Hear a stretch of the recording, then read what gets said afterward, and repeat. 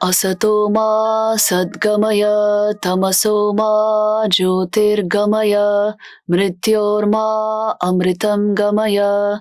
Om Shanti Shanti Shanti. We are creating a 5-session series on fundamentals of yoga psychology. So under this series, we will be studying the concept of vritti, the concept of sanskar, which is so very important to understand human life, human character.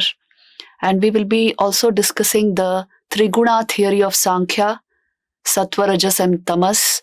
We will be discussing the Chitta Bhumi theory, the 5 states of mind we are capable of. And finally, we will be discussing the epistemology of cognition according to Yoga Vedanta. So in this 5-session series, the first session, which we will have now, is on the concept of vritti in yoga psychology. This is a very important concept, not just for students of yoga, but for sadhaks, for all those who try to control mind, who try to bring the mind into their hands. For them, this concept of vritti becomes very important, understanding exactly how the mind works and how thought is created in the mind. So vritti word comes from the dhatu vrit, which means to whirl. It is a kind of a whirl, or you can say a warping effect created by the mind, a modification of the mind due to any kind of a perception. Whenever our senses fall on something, then the mind modifies according to the sense object. This warping effect of the mind, modification, or you can even call it fluctuation of the mind, is called vritti. This vritti is the starting point of thought. The content of all vrittis, there's another word for it, it's called pratyay. But the basic modification, which is actually of the very nature of the object of perception, the sense object. So this vritti is the starting point of thought about the object. So we will try to understand this vritti in detail. How does it occur? And what is the result of this vritti? Our mind is constantly undergoing these modifications. That is why it keeps itself so restless. Our mind keeps us busy because of the constant modification it suffers. Our senses are awake. They are constantly recording objects, taking in objects through sense perception. And as a result, the mind is modifying constantly. As a result, being in the vritti state is normal in human life. Only thing is, we can generate very positive, regulated vrittis so as to guide our thoughts.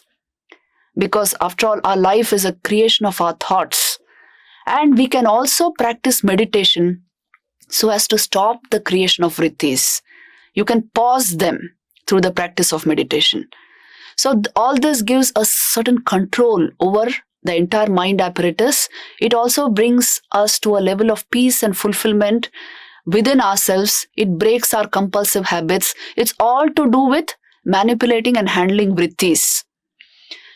What do vrittis finally result in? When you repeat these modifications of mind, it results in sanskar, the creation of strong mental impressions. As a result of conscious thought, please see, when vrittis are repeated, they create these strong impressions called sanskars, which go and lodge themselves in the subconscious mind. Again, these sanskars, after some time, they don't just remain there. They fructify into vrittis. That's when we call them memories. We remember what we had thought of in the past.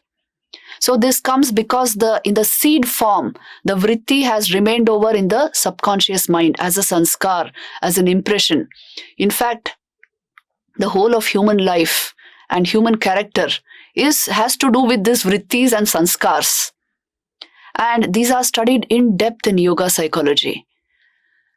Human character, Vivekananda defined as nothing but a bundle of sanskars. The kind of impressions you collect, you create and you possess, that determines your character at any given point of time. And what are these sanskars due to? They are due to the modifications of our conscious mind, the vrittis. So this is the importance of the concept of vritti. They determine our entire mental life. And that is why in the Panchashikha, which is an important text on yoga, they will tell us that there is only one way of knowing something, of perceiving something, and that is through the creation of vritti in the mind. Ekameva darshanam, khyatireva darshanam, they say. This phenomenon of vritti jnana is called khyati, which means there is only one way of knowing, that is by producing the appropriate vritti in the mind. If we want to change our knowledge of an object, our perception of something, it is important to change these modifications of mind. It all begins with the mind. Please see this. And another thing which we should know is our entire life, isn't it a product of our thought? Thoughts create life and not vice versa. Life does not create thoughts, but our thoughts create our experience of life. So if we get used to positive vritti formation, get used to positive modifications of mind, we will have a positive life. In fact, what you repeatedly think, that you are going to become.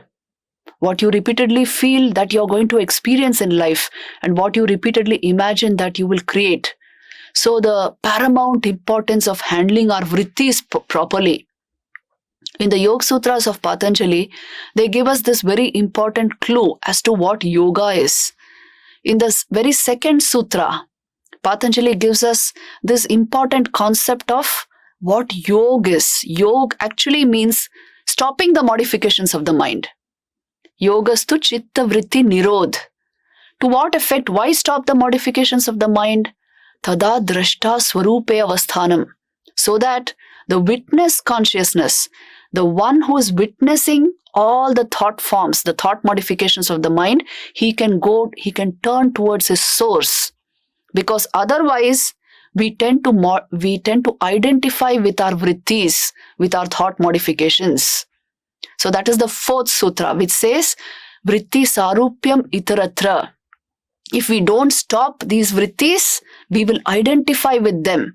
So there is no question of discovering the witness consciousness or its source, because we are identified with our thoughts.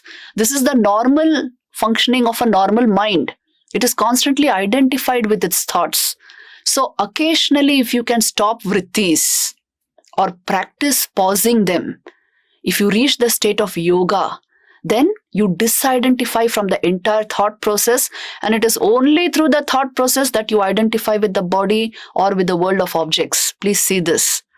So, yoga is the means of disidentifying from all of this and just remaining over as the witness consciousness, so that you can go to its very source, the very seat of your perception, which is the self. And if this yoga is not followed, they will tell you, you will tend to identify with your vrittis. Vritti sarupyam itaratra. So this is the very important thing about vritti.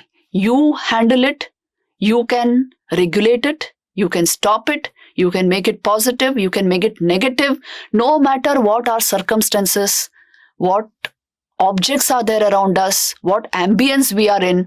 Finally, our vrittis are ours. We can handle them. So this art, if we can learn by ourselves, you start generating your experience of life from within yourself.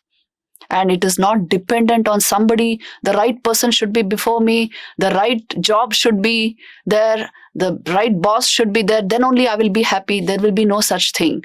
Because ultimately, human experience is created from within. So this is the importance of knowing everything about these vrittis. How many types of vrittis are there? In the Patanjali Yoga Sutras, you find this express and classic, description of the classification of vrittis. They are classified into praman vritti, viparyay, vikalp, nidra, and smriti. 5 types of vrittis. What are praman vrittis? Those which produce right cognition.